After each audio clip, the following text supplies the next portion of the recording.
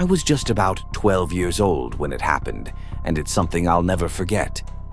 My neighborhood was small, nestled in the countryside, surrounded by vast open fields and thick forests. I used to ride my bike around those roads after school, taking the long way home just to enjoy the fresh air and the peace of the quiet countryside. But there was one road I always avoided. It ran alongside a stretch of dense woods that nobody really liked to walk through, especially after dark. Everyone said the woods were haunted, and that's probably why I never paid much attention to it, until that day. One afternoon, as I was heading home, I noticed the sun starting to set, casting long shadows across the roads.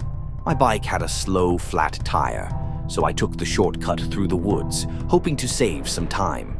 The woods had a narrow, winding trail, just wide enough for a bike to squeeze through. I'd passed it 100 times before, but today felt different. As I pedaled, the temperature seemed to drop.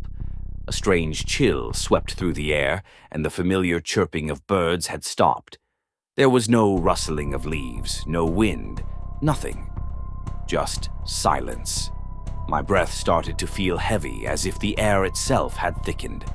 That's when I heard the first sound, a low rustling, but not from the trees. This sound came from somewhere deeper in the woods, like something or someone was moving just out of sight. I tried to shake it off, but the hairs on the back of my neck were standing up.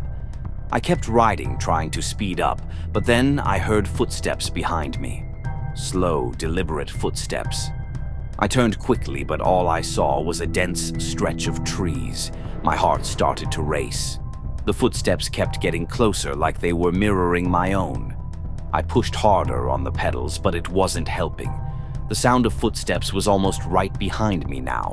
I finally reached a clearing in the woods, the one that had a small pond where I usually rested after long rides.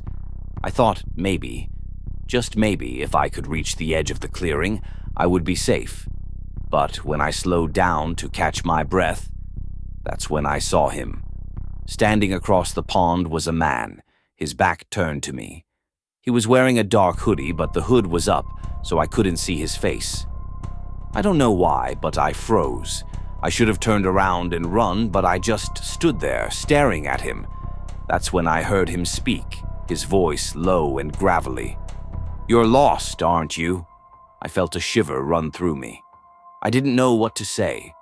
The way he spoke felt wrong, unnatural. It was like the words were dragging themselves out of his mouth, slowly and painfully. I tried to gather my breath to answer, but all that came out was a whisper. "No."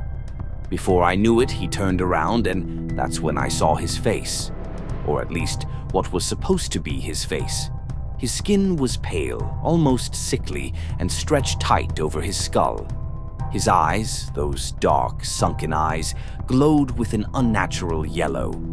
It wasn't the face of a man, not anymore. My heart pounded in my chest.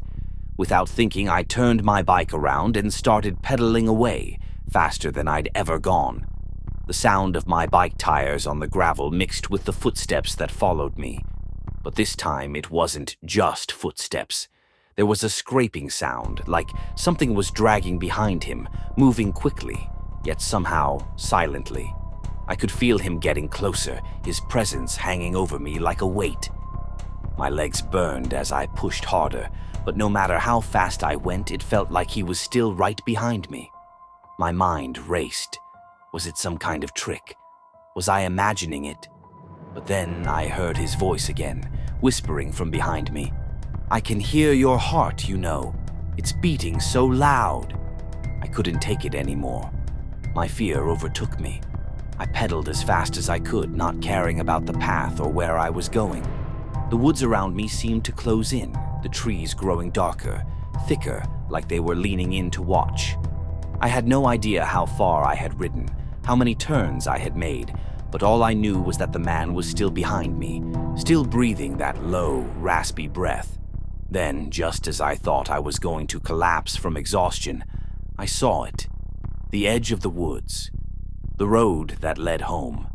I didn't even look back as I tore out of the forest, my bike flying down the path. It wasn't until I reached the safety of my house that I finally stopped, panting, heart racing. I didn't tell anyone about it. They would have just laughed at me, called me crazy. But ever since that day, I've never ridden through those woods again.